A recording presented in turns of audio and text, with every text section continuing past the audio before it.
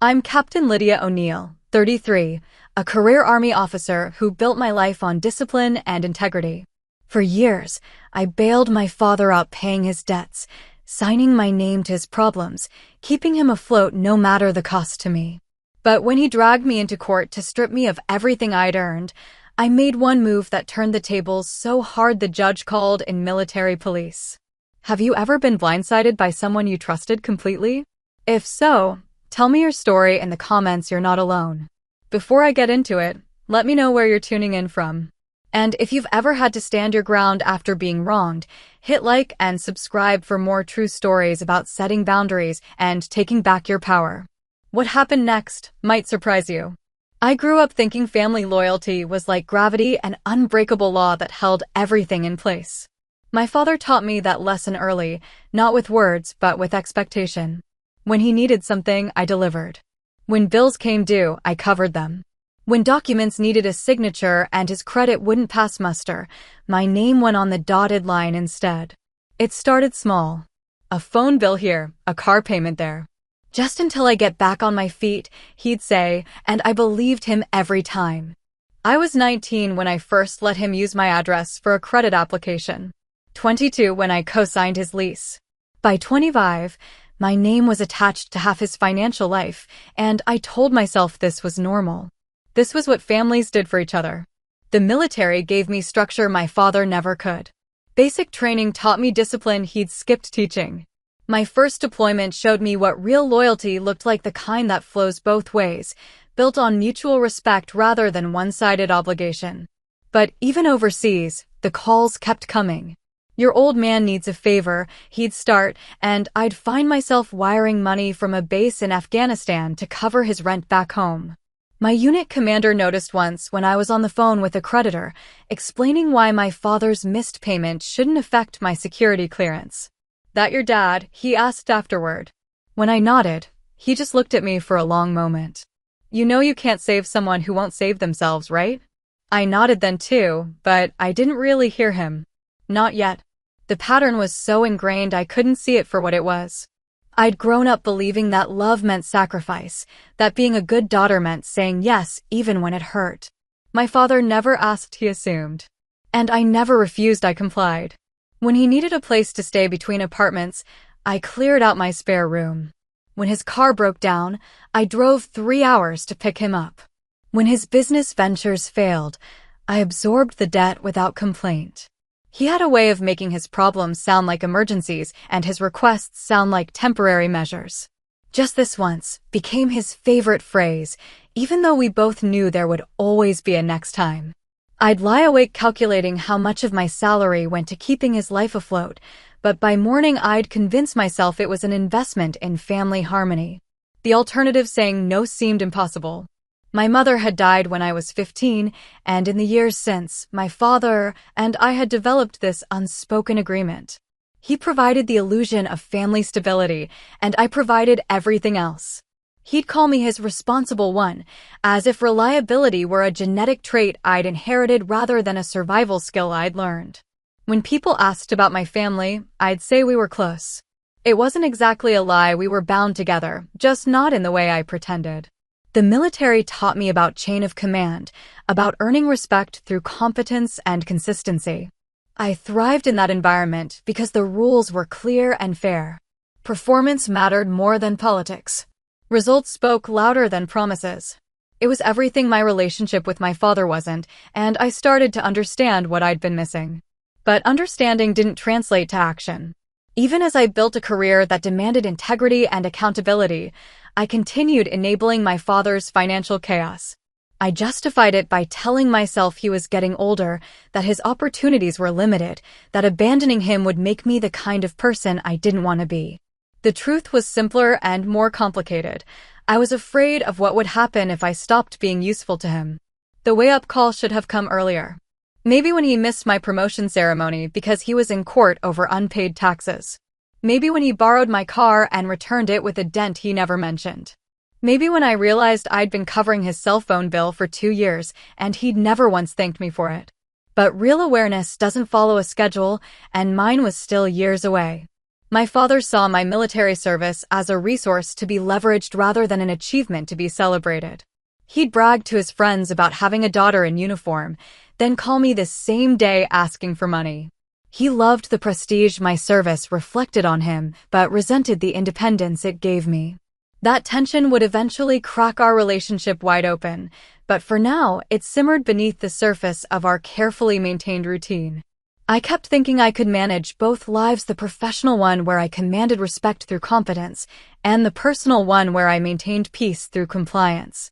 It never occurred to me that those two approaches were fundamentally incompatible, or that eventually, I'd have to choose between them. I was still operating under the assumption that family loyalty was absolute, that blood ties trumped self-preservation every time. Looking back, I can see how thoroughly I'd been trained to prioritize his needs over my own boundaries. Every time I said yes when I wanted to say no, every time I absorbed his consequences without complaint, I reinforced the dynamic that would eventually destroy us. I thought I was being strong, but I was actually teaching him that my strength existed for his benefit alone. The signs were all there in his tone when he called, in his assumptions about my availability, in his casual indifference to the sacrifices I made.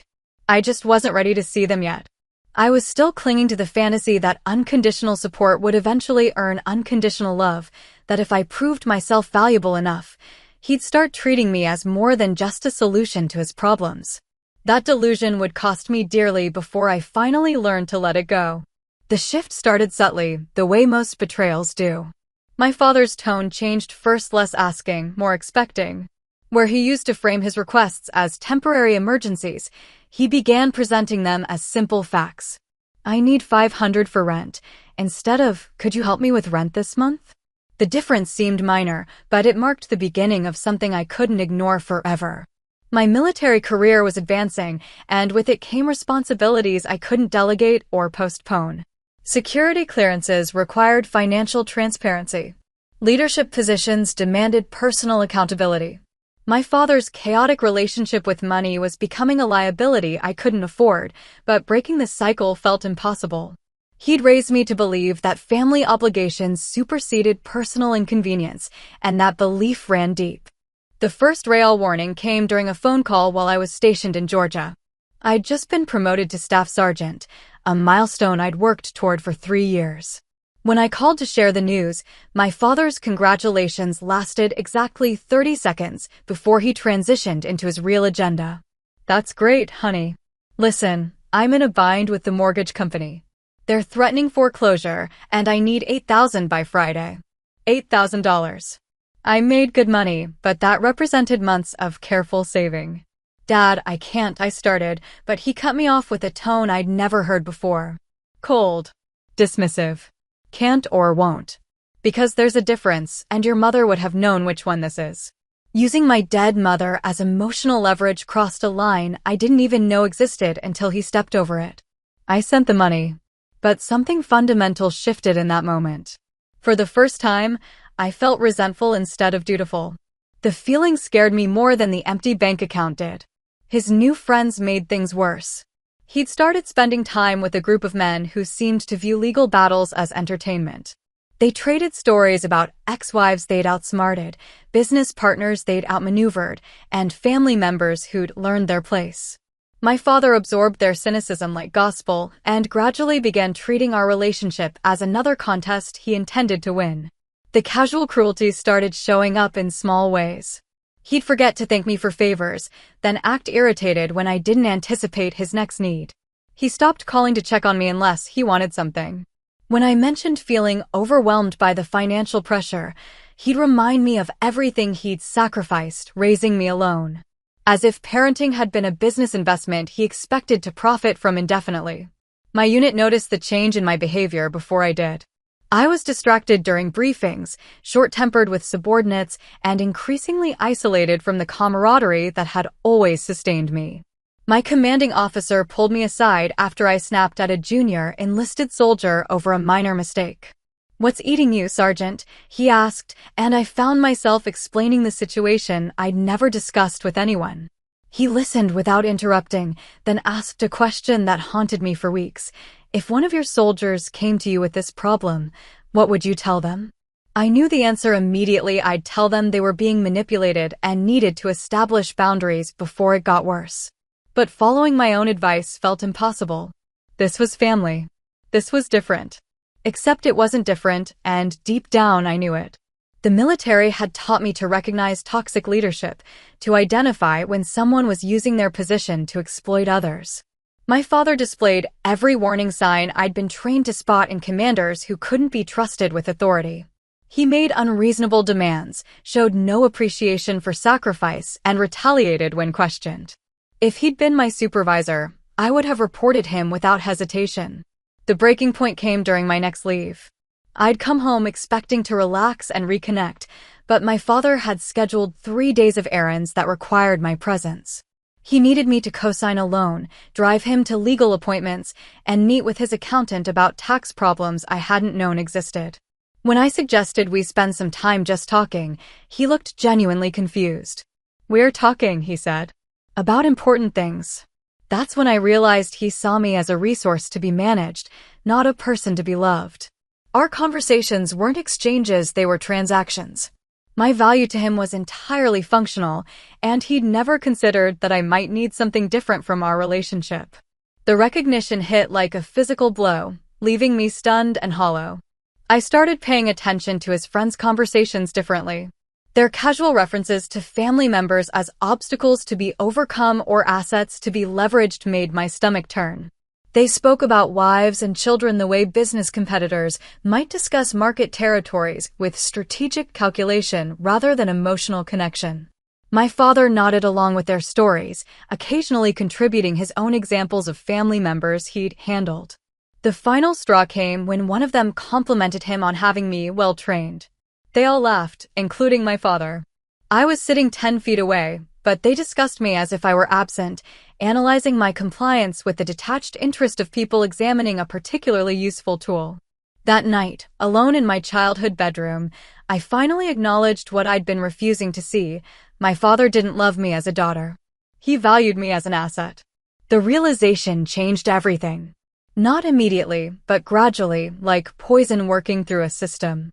I started questioning assumptions I'd held for 25 years. I began seeing patterns I'd previously ignored. Most importantly, I stopped making excuses for behavior I would never tolerate from anyone else. My father had been grooming me for exploitation since childhood, teaching me that his needs mattered more than my boundaries, that love was measured by sacrifice rather than reciprocity. He'd succeeded so thoroughly that I'd become complicit in my own diminishment. But recognizing the pattern was the first step toward breaking it. I just didn't know yet how violently he'd react when I finally tried. The call came on a Tuesday morning while I was reviewing training schedules for my unit. My father's voice carried a formal tone I'd never heard before, as if he were reading from a script. "I'm calling to inform you that you'll be receiving legal papers," he said. No greeting, no explanation, just cold notification. "My attorney will be in touch." I sat there holding the phone, waiting for him to explain the joke or reveal the misunderstanding. Instead, I heard him hang up. The dial tone buzzed in my ear for longer than it should have before I finally set the receiver down. My hands were shaking, but not from fear, from disbelief. After everything I'd done, everything I'd sacrificed, he was taking me to court. The papers arrived 3 days later, delivered by a sheriff's deputy who looked apologetic as he handed them over. Inside was a civil complaint claiming I owed my father restitution for financial support provided during the defendant's minority and early adulthood. He was suing me for every dollar he'd ever spent raising me, plus interest. The amount was staggering, over $200,000. But the money wasn't the worst part. Attached to the complaint was an inventory of assets he intended to claim: my car, my savings account, even furniture I'd bought for my apartment. His attorney had listed everything with clinical precision, as if cataloging the contents of an estate. At the bottom of the page, in my father's handwriting, was a note: "She's had a free ride long enough." I read the documents 3 times before they fully registered. My father wasn't just suing me, he was trying to destroy me financially. He wanted to take everything I'd worked for, everything I'd built independently of him. This wasn't about money he'd actually lost. This was about power, control, and punishment for the crime of developing a backbone. The first hearing was scheduled for the following month. I hired an attorney with money I couldn't afford to spend, a soft-spoken woman who specialized in family disputes. She reviewed the case with professional detachment before delivering her assessment. This is harassment disguised as litigation. But harassment lawsuits can still do real damage if we don't handle them carefully. She explained the risks with brutal honesty. Even a frivolous lawsuit could affect my security clearance. My commanding officer would have to be notified. My finances would be scrutinized by military investigators. Win or lose, the case would create exactly the kind of instability that could derail a military career. My father understood this better than I'd realized. He'd weaponized the system against me. The day of the hearing, I arrived early and sat in the back of the courtroom, watching other cases get called. My father walked in 20 minutes later with his attorney, a thin man in an expensive suit who moved with predatory confidence. They took seats at the plaintiff's table without acknowledging me, as if I were just another piece of courtroom furniture. When our case was called, I felt my legs wobble as I stood. This was really happening. My father was really going to try to strip away everything I'd earned while claiming I owed him for the privilege of being born. His attorney opened with a performance designed for maximum humiliation, describing me as an ungrateful daughter who had parasitically benefited from my father's generosity. The worst part was watching my father nod along with each accusation. He'd coached his lawyer well, providing intimate details about every favor I'd ever asked, every moment of vulnerability I'd ever shown. My teenage struggles, my college fears, my early military challenges all presented as evidence of my fundamental unworthiness. He was using my entire life history as ammunition against me. His attorney painted a picture of calculated manipulation, suggesting I'd join the military specifically to avoid my family obligations. The defendant has systematically exploited her father's goodwill while building a career designed to make her financially judgment-proof, he declared with theatrical indignation. She has taken everything and given nothing in return. I watched the judge's face during this character assassination, looking for signs of skepticism or sympathy. His expression remained neutral, but I caught him glancing at me occasionally, as if trying to reconcile the accusations with the woman sitting at the defendant's table. My own attorney took notes and said little, following a strategy one didn't yet understand. When it came time for my father's testimony, he delivered it with the same cold formality he'd used in that phone call. He spoke about the burden of raising me alone, the sacrifices he'd made for my education, the ingratitude I'd shown by building an independent life. He never once looked at me directly, addressing all his answers to his attorney or the judge. The moment that broke something inside me came when the judge asked him to quantify his financial contributions. My father pulled out a folder thick with receipts and calculations, evidence he'd been collecting for years. Every birthday gift, every school expense, every doctor's visit itemized and assigned a dollar value. He'd been building this case against me since I was a child, treating parenthood as a loan he intended to collect on someday. His attorney concluded with theatrical flourish, "Your Honor, the defendant sits before you having built a comfortable life on the foundation of her father's generosity. She has repaid his sacrifices with abandonment and ingratitude.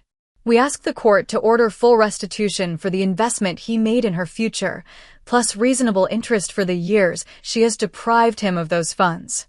The courtroom fell silent. My father finally looked at me then, and I saw something in his eyes I'd never seen before: satisfaction. He thought he'd won. He thought he'd cornered me so completely that I had no choice but to submit or be destroyed. His lawyer leaned back with visible smugness, clearly pleased with their performance. That's when the judge asked if I had anything to say in my defense. My attorney whispered that I didn't have to respond, that we could save our arguments for the next hearing.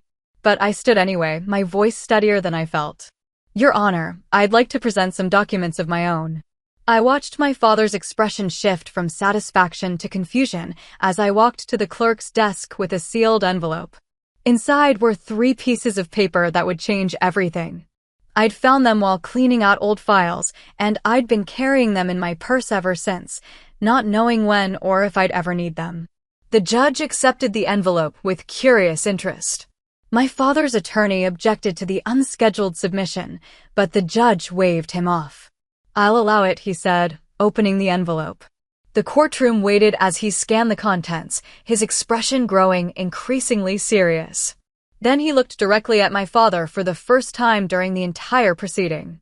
"Mr. O'Neill," he said quietly, "I'm going to need to see you and your attorney in chambers." Immediately.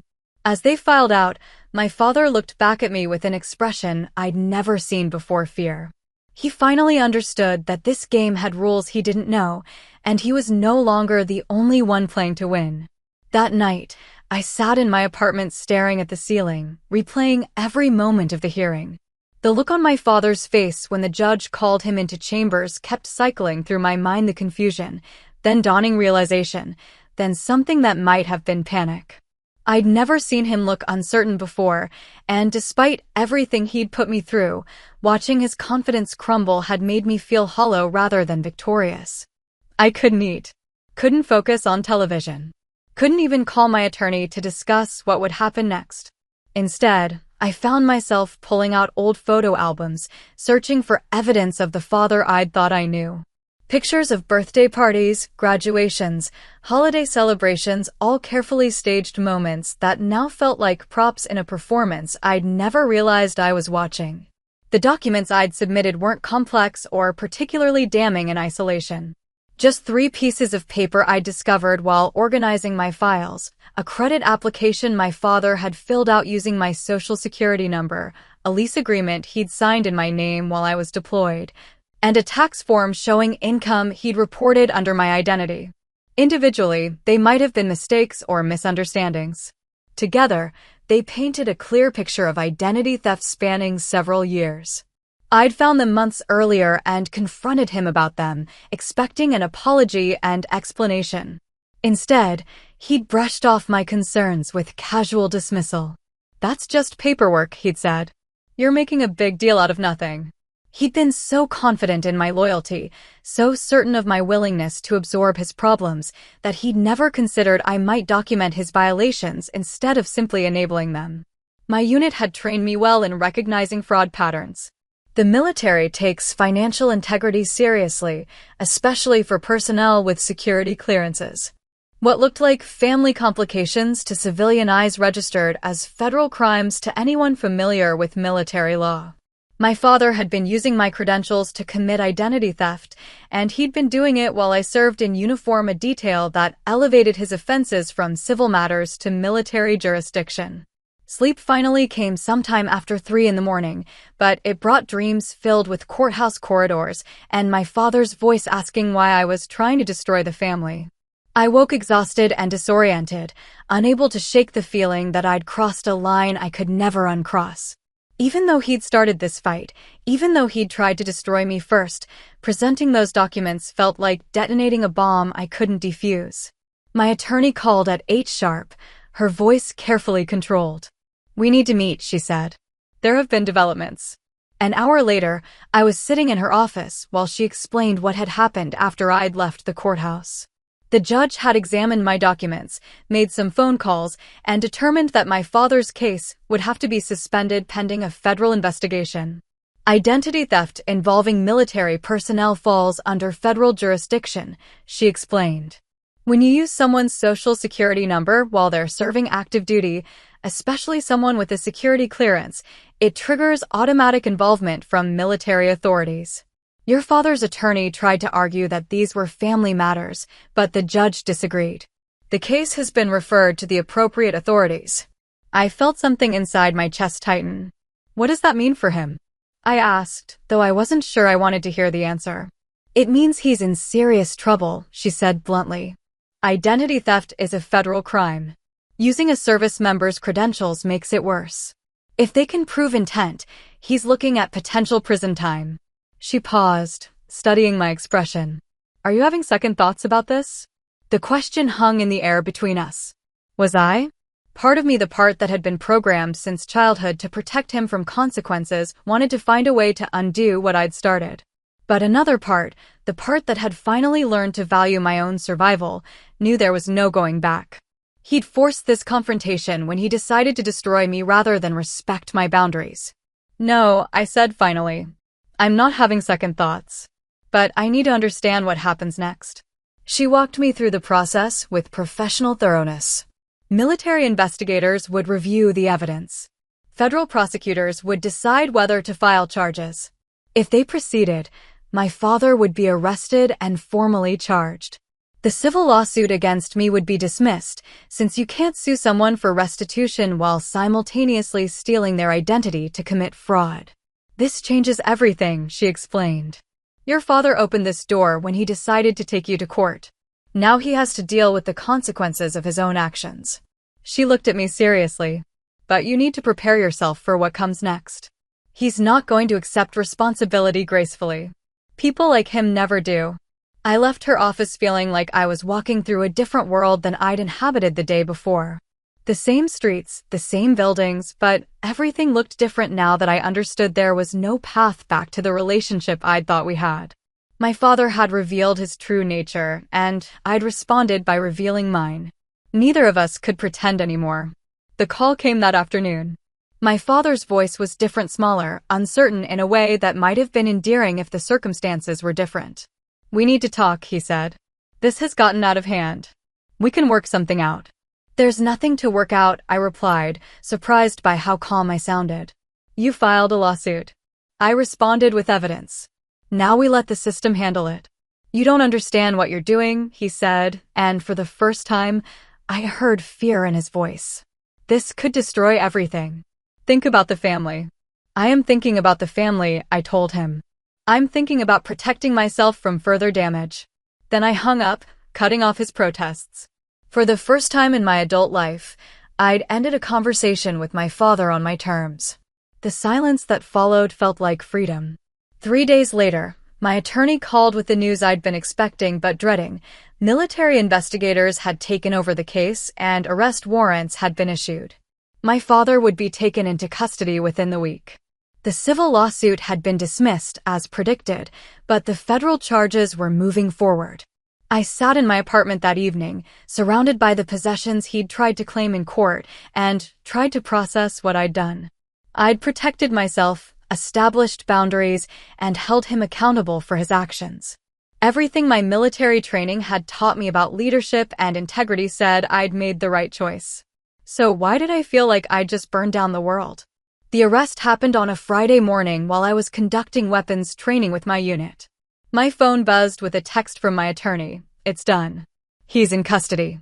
I stared at the message for longer than I should have, aware that my soldiers were waiting for instructions, but unable to process what I was feeling. Relief? Vindication? Grief? The emotions were too tangled to separate.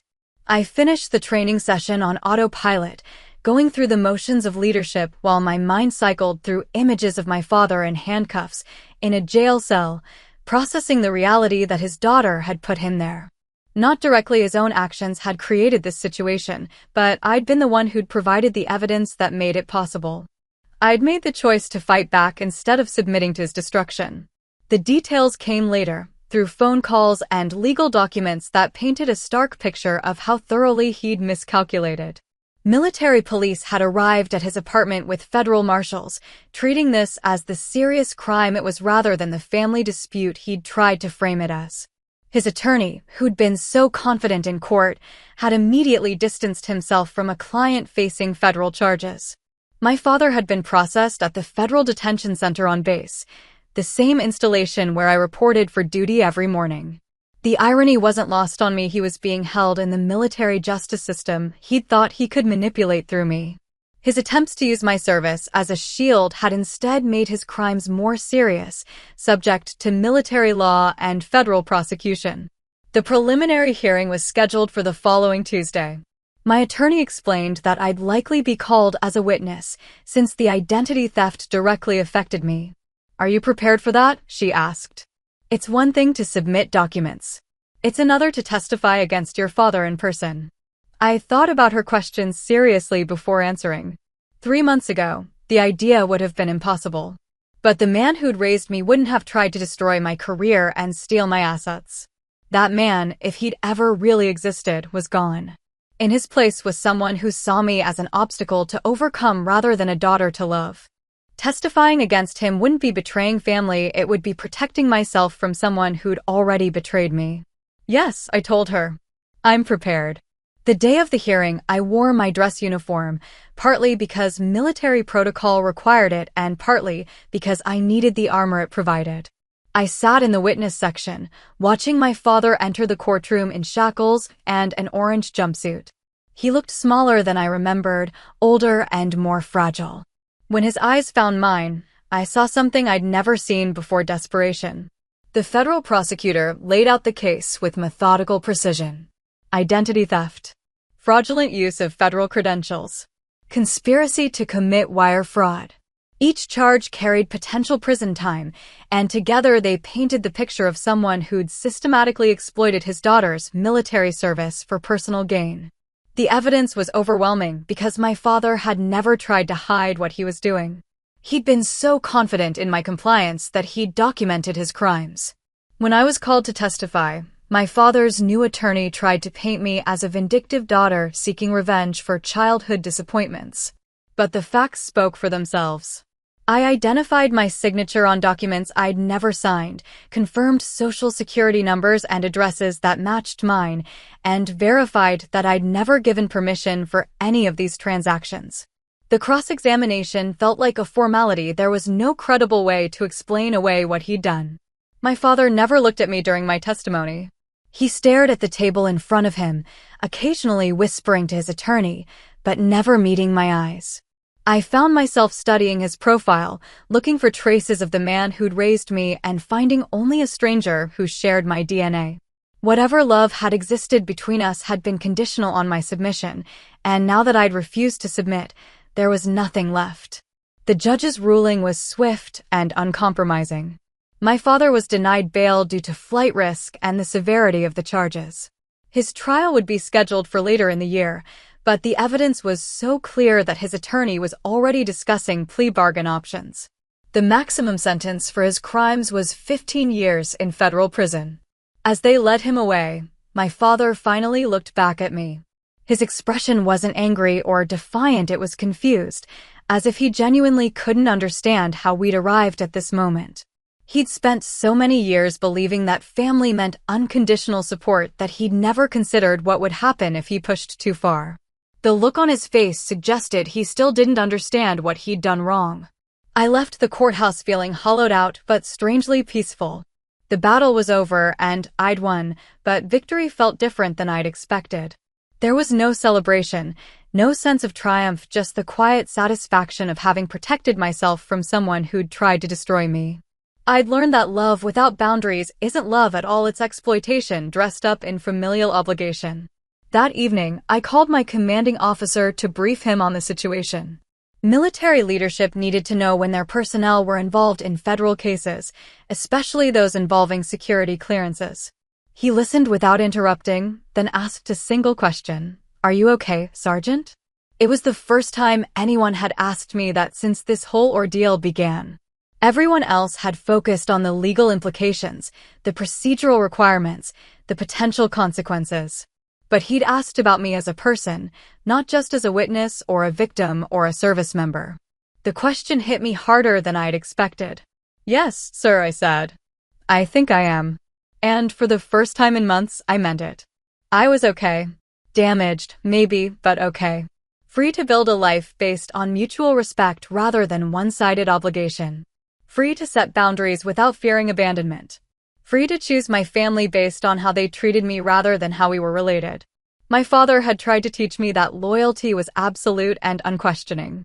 Instead, he taught me that sometimes the most loyal thing you can do is refuse to enable someone's destruction even when that someone is family.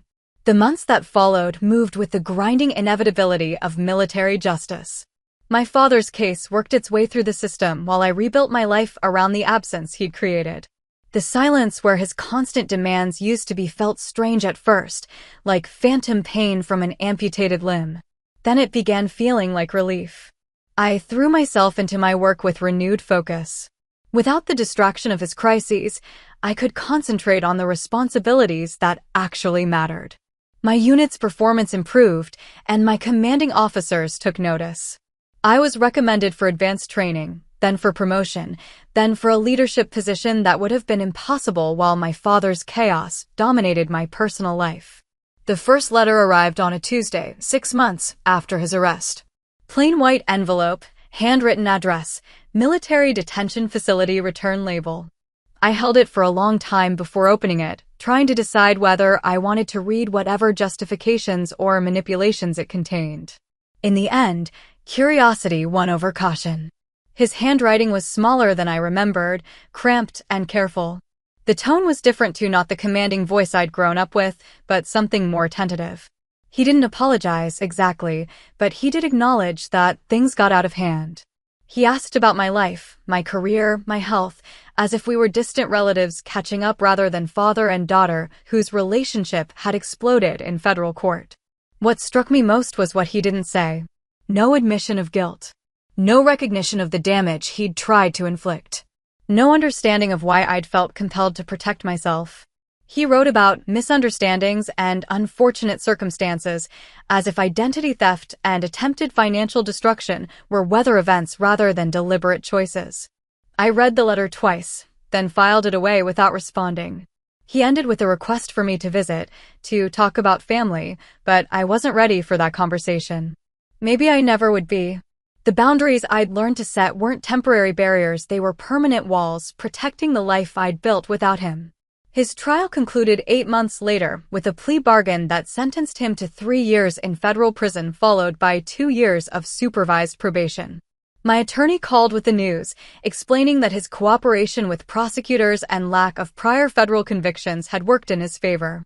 He'd also agreed to make restitution for the financial damages he'd caused, though the amount was largely symbolic given his lack of assets. I felt nothing when I heard the sentence. Not satisfaction, not sadness, not relief, just emptiness where stronger emotions should have been. 3 years seemed both too long and not long enough for what he'd done. Too long because prison would likely harden rather than rehabilitate him. Not long enough because the damage to our relationship was permanent, regardless of how much time he served. The letters continued sporadically throughout his first year of incarceration. They followed a predictable pattern: casual updates about prison life, questions about my career, and subtle requests for contact or support. He never explicitly asked for money or visits, but the implications were clear. He still believed that time and persistence would eventually wear down my resistance, that I'd return to my old role as his reliable problem solver. I responded to exactly 1 letter, after he'd sent 4 without reply. My response was brief and formal. I was glad he was staying healthy, my career was progressing well, and I wasn't ready to resume personal contact. I wished him the best in his rehabilitation, but wouldn't be corresponding further. The letter was kind but final, leaving no room for negotiation or hope of reconciliation on his terms. The silence that followed was different from his previous patterns. No angry phone calls, no emotional manipulation, no attempts to involve third parties in pressuring me to relent. Either prison had taught him that his old tactics wouldn't work, or he'd finally accepted that he'd severed the relationship beyond repair. Either way, the quiet felt like freedom. My life began expanding into spaces his chaos had never allowed me to explore. I developed friendships based on genuine affection rather than crisis management. I pursued hobbies and interests without worrying about emergency phone calls interrupting my plans. I started dating someone who treated me like an equal partner rather than a resource to be managed. The most surprising change was how much emotional energy I recovered. I'd spent so many years processing his moods, managing his expectations, and absorbing his problems that I'd forgotten what it felt like to focus on my own goals without distraction. The mental bandwidth I'd been unconsciously dedicating to his needs became available for everything else: my career, my relationships, my own growth and happiness. 1.5 years into his sentence, I received an unexpected phone call from a military chaplain at his facility. My father had requested a meeting with family, part of some rehabilitation program he'd enrolled in. The chaplain was careful to emphasize that I was under no obligation to participate, that the program was designed to help inmates take responsibility for their actions rather than seek forgiveness from their victims. "He's asked specifically to speak with you," the chaplain explained. But I want to be clear that this is about his rehabilitation, not your obligation to provide closure. You should only consider it if you think it might benefit you in some way. I thanked him for the call and promised to consider it, but my decision was already made. I had no interest in being part of my father's redemption narrative. Whatever growth or understanding he needed to achieve in prison was his responsibility, not mine. I'd spent enough years managing his emotional needs and wouldn't start again just because he was incarcerated. The decision felt clean and final. I'd learned to distinguish between forgiveness and reconciliation, between letting go of anger and resuming relationship.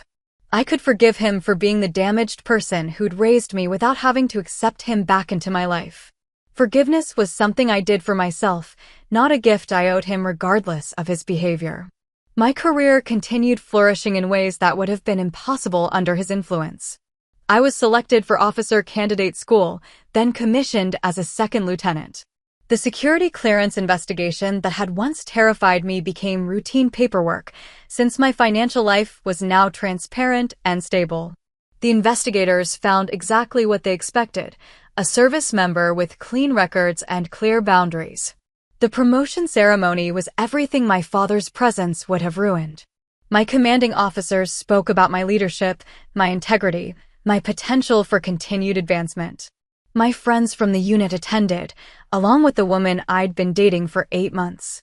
The celebration afterward was relaxed and genuine, unmarred by the chaos that had defined every family gathering of my childhood. For the first time in my adult life, I experienced unconditional support from people who expected nothing in return.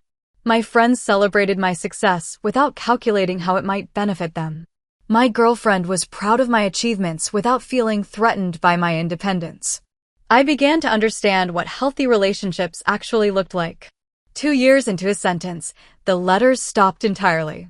I never found out whether he'd given up on reconnecting or simply moved on to other survival strategies.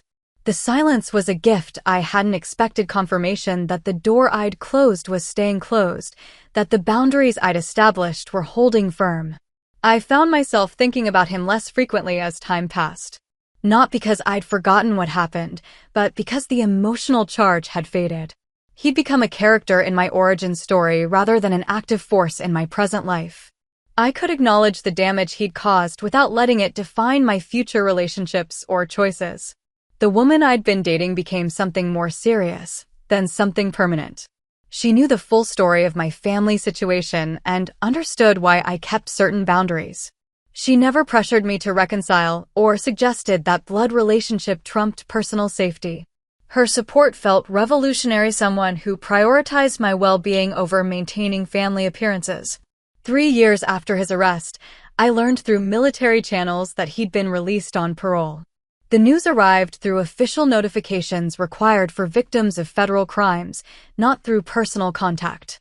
He was living in a halfway house 3 states away, beginning the supervised probation phase of his sentence. I felt nothing when I read the notification. No fear, no curiosity, no residual anger. Just acknowledgement that someone who'd once controlled my life was now a stranger whose location was managed by the federal court system. I never heard from him directly after his release. No letters, no phone calls, no attempts to contact me through mutual acquaintances. Either his time in prison had taught him that the relationship was permanently severed, or he'd found other people to manipulate. Either way, the silence continued, and my life remained stable and self-directed. The transformation was complete but gradual, like recovering from a long illness. I'd learned to make decisions based on my own needs rather than someone else's demands. I discovered that love without manipulation was possible, that relationships could be based on mutual respect rather than one-sided obligation.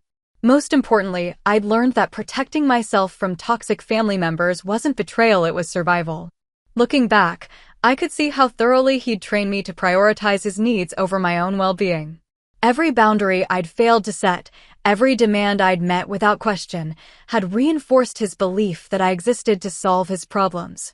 Breaking that pattern had required destroying the relationship entirely, but some relationships aren't worth preserving at any cost. The military had taught me about chain of command, about earning respect through confidence, about the difference between leadership and manipulation. Those lessons had saved me when family loyalty failed. I'd learned to apply the same standards to personal relationships that I applied to professional ones: mutual respect, clear boundaries, and consequences for violations.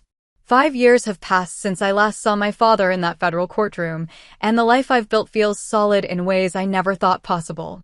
I'm a captain now, leading a company of soldiers who respect my leadership because I've earned it through confidence, not demanded it through manipulation. My personnel evaluations consistently rate me as someone who develops subordinates rather than exploiting them, a distinction that would have been meaningless before I understood the difference. The woman I'd been dating became my wife 2 years ago, in a ceremony attended by the family I'd chosen rather than the one I'd inherited. My unit stood on her guard, my commanding officers offered toasts, and my closest friends celebrated a union built on partnership rather than dependency. No one asked where my father was or suggested the wedding was incomplete without him. The people who mattered understood that healthy families are defined by love and support, not blood and obligation. We bought a house last year, a modest place near the base with enough room for the children we're planning and the life we're building together. Every financial decision is transparent and mutual. Every signature on every document is legitimate and authorized. The contrast with my father's chaotic approach to money isn't lost on me. I've learned that financial integrity reflects emotional integrity, that how people handle money reveals how they handle relationships. My security clearance was upgraded again 6 months ago, requiring another comprehensive background investigation. The investigators found exactly what they expected: a service member with clean finances, stable relationships, and clear boundaries. My father's criminal history appeared in the family section of my background file, but as a resolved matter rather than an ongoing concern. The investigator noted that I'd been the victim rather than the accomplice, that I'd reported the crimes rather than enabling them. The emotional work of rebuilding took longer than the practical aspects. Learning to trust my own judgment after years of having it undermined was a gradual process. I worked with a military counselor who specialized in family trauma, someone who understood that not all abuse leaves visible scars. She helped me recognize the patterns of manipulation I'd been trained to accept as normal and to develop the emotional tools I needed to maintain healthy boundaries. The hardest lesson was learning that love isn't supposed to hurt. I'd grown up believing that real love required sacrifice, that caring for someone meant absorbing their problems without complaint. My marriage taught me that genuine love actually makes life easier, not harder. When both people prioritize each other's well-being, relationships become sources of strength rather than constant drain. I still think about my father occasionally, but the thoughts no longer carry emotional weight. He's become a cautionary tale I tell myself, a reminder of what happens when someone chooses control over connection. I don't wish him harm, but I don't wish him well either. He's simply irrelevant to the life I've built without him. The letters stopped coming years ago, but I sometimes wonder what he thinks about the choice I made. Does he understand that his attempt to destroy me was what finally freed me from his influence? Does he recognize that trying to weaponize the legal system against me taught me how powerful the truth could be when properly presented? Probably not. People who manipulate others rarely develop that level of self-awareness. My military service continues to provide the structure and purpose his chaotic presence had always disrupted. I'm scheduled for promotion to major next year, with potential assignment to a staff position that would advance my career significantly. None of this would have been possible while managing his crises and absorbing his financial chaos. Cutting him out of my life didn't just protect me, it allowed me to flourish. The most surprising development has been how much I enjoy mentoring younger soldiers, especially those dealing with difficult family situations. I can recognize the signs of manipulation and exploitation that I once missed in my own life. When a young enlisted soldier mentions family members who borrow money they never repay, or relatives who use guilt to enforce compliance, I share what I've learned about boundaries and self-protection. I tell them that family loyalty should flow both ways, that love without respect isn't love at all, that protecting yourself from toxic relatives isn't betrayal. Some listen immediately. Others, like I once did, need time to recognize the patterns before they can break free. But planting those seeds of awareness feels like turning my painful education into something useful for others. The house my wife and I bought sits on a quiet street lined with other military families. Our neighbors understand the demands of service life, the importance of security, the value of stability. Children play in the yards while their parents work on cars and tend gardens. It's the kind of normal, peaceful life I never thought I'd have, the kind my father's chaos had always made impossible. Sometimes I stand in my backyard at sunset, watching the flag in front of our house catch the evening breeze, and I think about the path that brought me here. Every boundary I learned to set, every manipulation I learned to recognize, every time I chose my own well-being over someone else's demands, all of it led to this quiet strength, this earned peace. My father taught me valuable lessons, though not the ones he intended. He taught me that some people view relationships as competitions to be won rather than bonds to be nurtured. He taught me that family titles don't automatically confer respect or authority. Most importantly, he taught me that protecting yourself from people who claim to love you isn't selfish, it's necessary. The military gave me the tools to recognize toxic leadership and the courage to resist it. Those same tools worked in civilian relationships once I learned to apply them. The chain of command that governs military life isn't so different from the boundaries that govern healthy families: clear expectations, mutual respect, and consequences for violations. I'm grateful for the life I've built, but I'm equally grateful for the relationship I ended. Some people are meant to be lessons rather than lifelong connections. My father was both. He showed me what I didn't want to become and gave me the motivation to become something better. That knowledge is his greatest gift to me, though I doubt he'll ever understand it that way. The sun sets behind the mountains beyond our base, painting the sky in shades of red and gold.